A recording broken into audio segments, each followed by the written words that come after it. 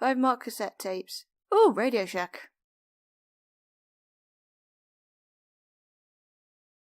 Oh, wow.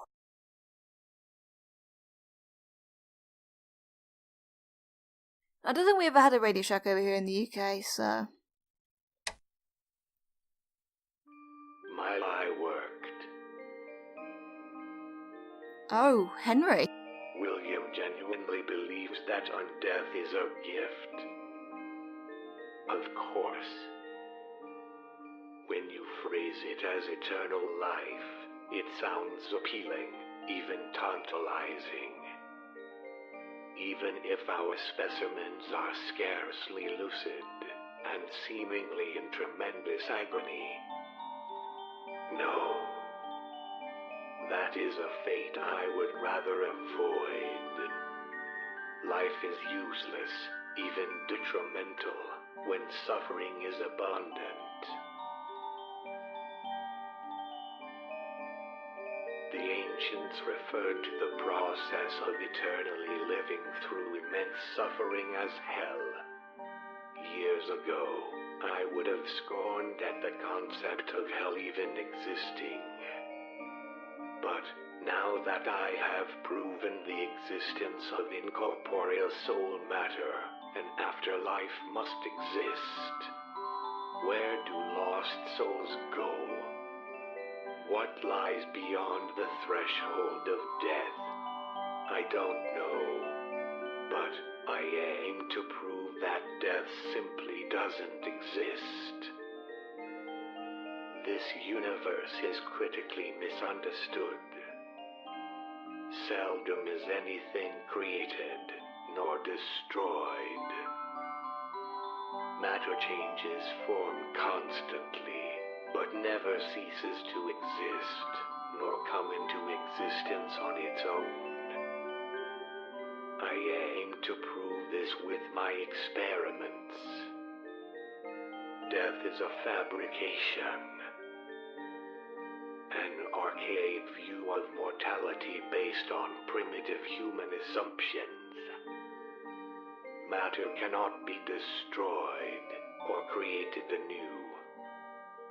Any missing souls still remain within reality, in some other place.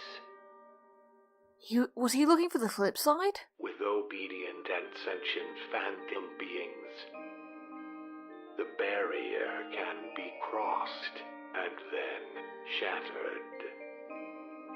Right, he was trying to find where the lost souls went through what he did? The immortality that these spirits have is worthless. What good is living forever when air feels like it's on fire and every nerve pulses through jagged metal and crudely stitched together leather? To understand such things, one must become mechanical. Organic matter is invariably complex, but machines can be deactivated. Yeah. Dismantled. Organic matter cannot be shut down and restarted so easily. But a machine, in theory, should it harbor a soul, could act as the portal between our realm and beyond. So yes, basically he was trying to find the flip side, or what the afterlife is, through his experiments. Once I find out where lost souls go, I can find out where we came from, in turn. We can work backwards. We weren't created either. We merely changed as all matter does. Joyously, I unravel the myth of our creation, and this is my legacy. Oh, my legacy. Arc words there. I will remove the shackles of mortality from humankind. I am Doctor, and I will abolish death. Some distortion there. That's probably a sign for something. I will teach the world all about the joy of creation.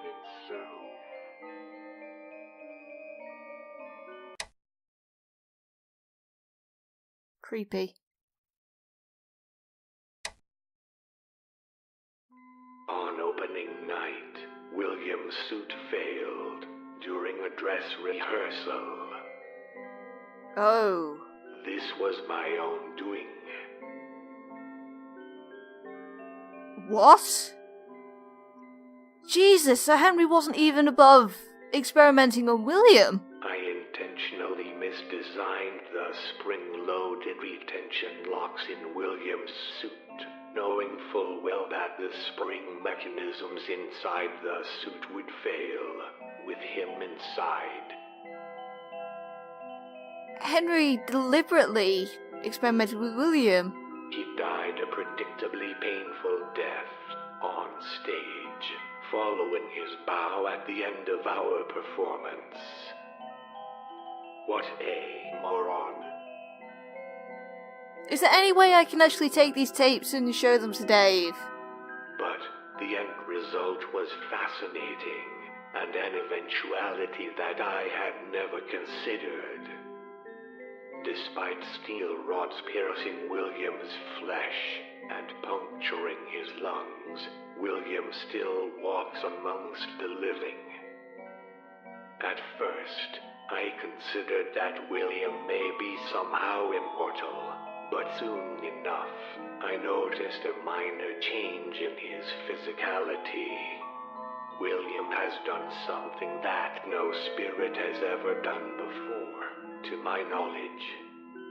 He has repossessed his own corpse. Yeah, we knew this from earlier. My original intention was to give William a nudge later down the line, and have a then freshly deceased William take the blame for the kids that we abducted. Wait, so the original plan was not to experiment, but to have William take the blame for the kids being abducted. But this result is far more interesting. William seems to be utterly devoted to me. My current theory is that he repossessed his own body out of desperation. So this was William's first death. He essentially re-entered his own corpse, so he could keep going as if he never died. Most peculiar. William will stay as my partner. This development will advance my work by many months, perhaps even whole years. William's soul is both extremely unusual in the manner in which it possessed its vessel, but also in the fact that he has no idea what I've done to him, unlike the others. He will do anything that I tell him to do. William is basically, because he had nobody else in his life, he's become so utterly devoted to Henry that he ignores all the bad stuff. Well, I mean, we know that from previous discussions we've had with Flipside Dave, but he will act with complete obedience. William foolishly thinks that he has hidden this from me, but I can assure you that I can use this to my advantage. What would happen if William was to die again and repossess the same vessel? What if I were to damage his brain or remove his organs whilst he slept? God. Would he keep repossessing his old body just to stay with me? How far is this soul willing to go for me? How much pain will this soul endure just to stay here with me? If his soul was to pass on to the afterlife, could I trust it to come back? This may be the breakthrough that I was hoping for. So William was not Henry's partner, but his greatest experiment. My previous plan of intimidating and scaring the souls of lost children with violence and electrostatic forces was far too convoluted. William is the only test subject that I need now. The trust that William has placed in me is ill-founded. Now, my work can truly begin.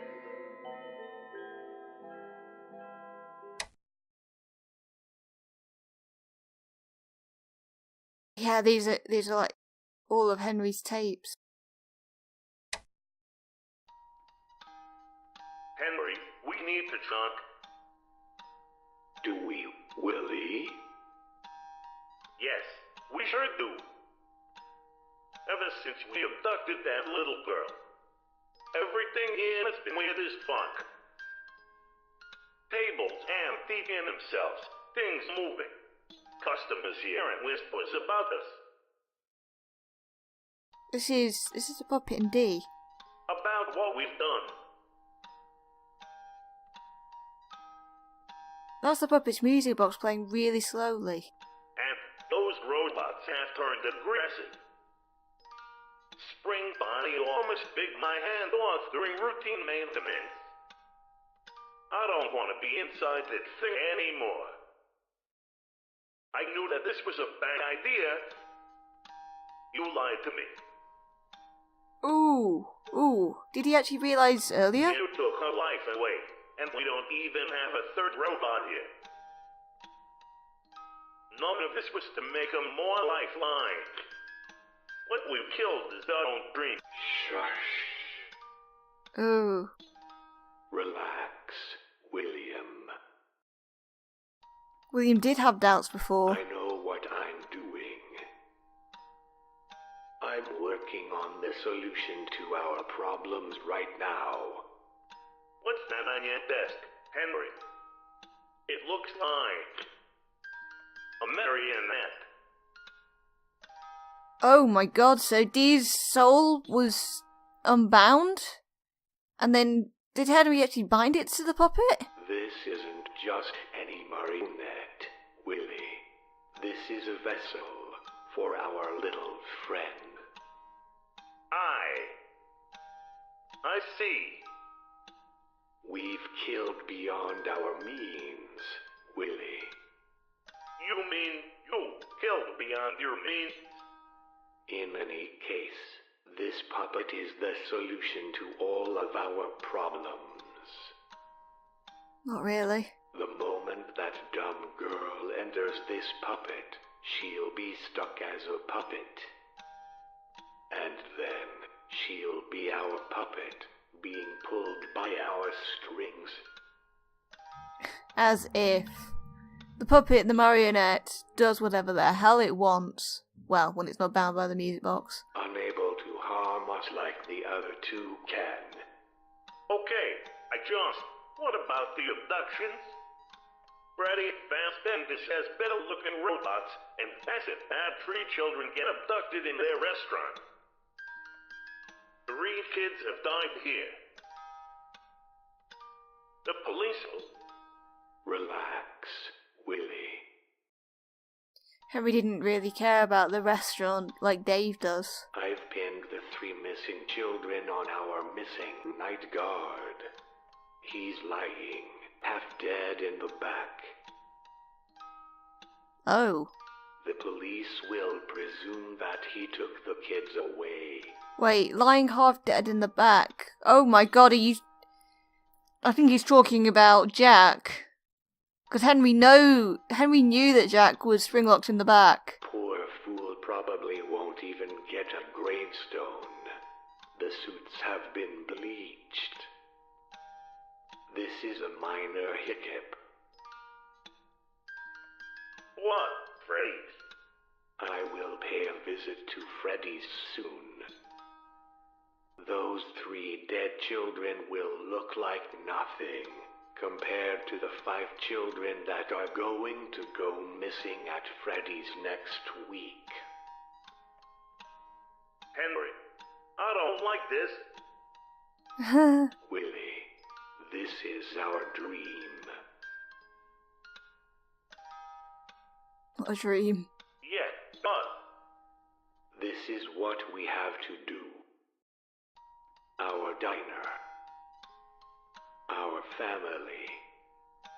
Our dream. This is what you wanted. Henry, You wanted this. My God. Okay. Now, go talk to the police. Make it out like that night guard was always a soulless creep. Yes, I think they are talking about Jack. I'll finish this puppet.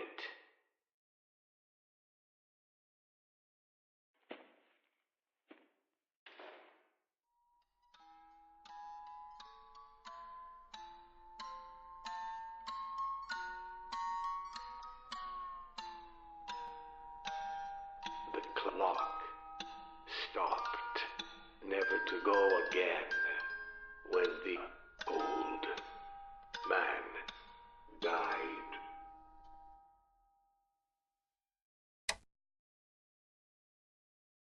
These cassette tapes are really freaking me out.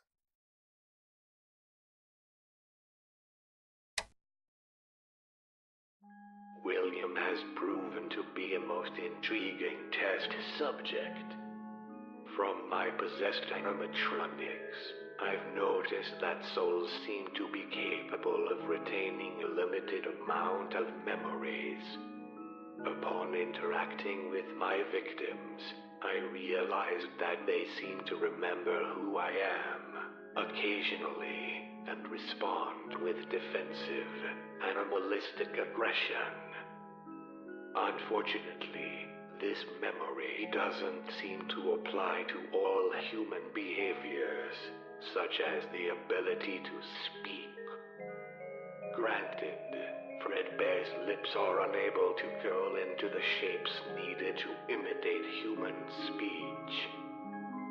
But William has not seen a single attempt to speak come from the animatronics during routine surveillance.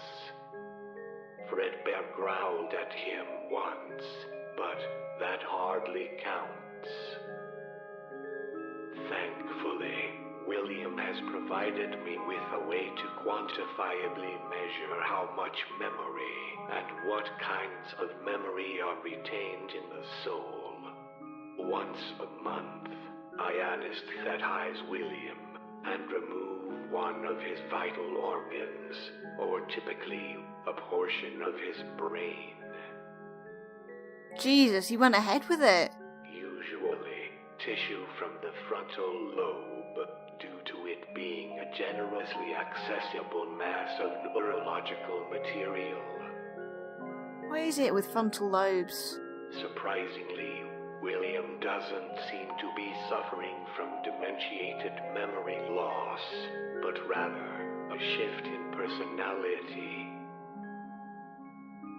Well, of course. His conscience is unburdening itself, and he has begun to ask substantially fewer questions about the ethics of our work. So basically, you took out some of his brain to stop him asking questions, in a way. Well, that wasn't the intention. You just want to see what would happen, but this is a benefit for you. At any rate, at least I know a cure to William's incessant whining. I've begun to leave William alone with the animatronics at night. Unbeknownst to him, he is being recorded around the clock, allowing me to watch him from afar and without tainting my results with his sentimentality. Sometimes William speaks to himself. I'd rather not think about what he's said lately. Work continues as usual. I will make the impossible possible. Oh my God. These are like all the tapes of the things that Henry did to William. Is there any way I can show William these tapes? William is a useless excuse for a test subject. Oh, you've changed your tune. I don't like that music in the background. His crime has burdened my analytics, and he no longer shows any rate of change, even with entire internal organs being removed.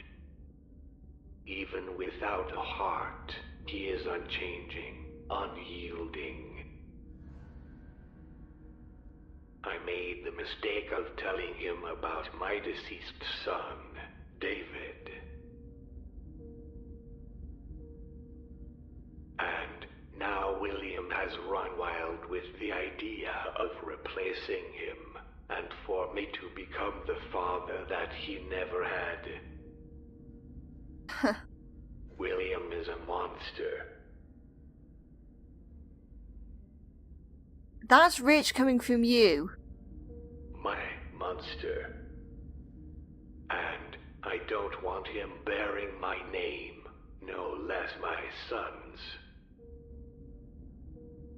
Wait, that's why he chose Dave. Oh. William cannot follow simple instructions, cannot control his emotions, and is too afraid to leave his own rotting vessel for even a second, even when incentivized with controlled shocks. You basically tortured him into being this person, you know. I'm going to abandon William, leave him to mop up, back at the diner, under constant camera supervision. He loves you so much and you're going to abandon him. Even for all you've done. I need to properly gauge how he copes with abandonment. I will continue my work and claim victims in other Freddy's locations. Just as the invasive cuckoo bird lays eggs in the nests of other birds, I shall claim victims at competing Freddy's locations, forcing them to maintain and monitor my test subjects. Another advantage of a lower density pattern of victims is their inability to gang upon me in the same place.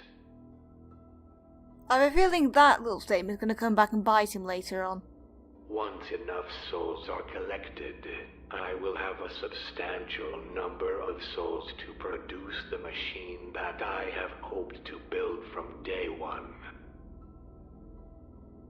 A machine that can successfully take an adult male from our realm to another, and back again.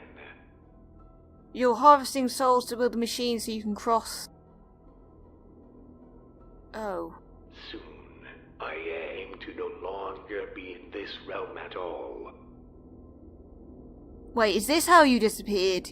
Did he get there? Life as we know it will change, and you have me to thank for it. But I thought Fredbear had taken care of him. What? Where is Fredbear anyway?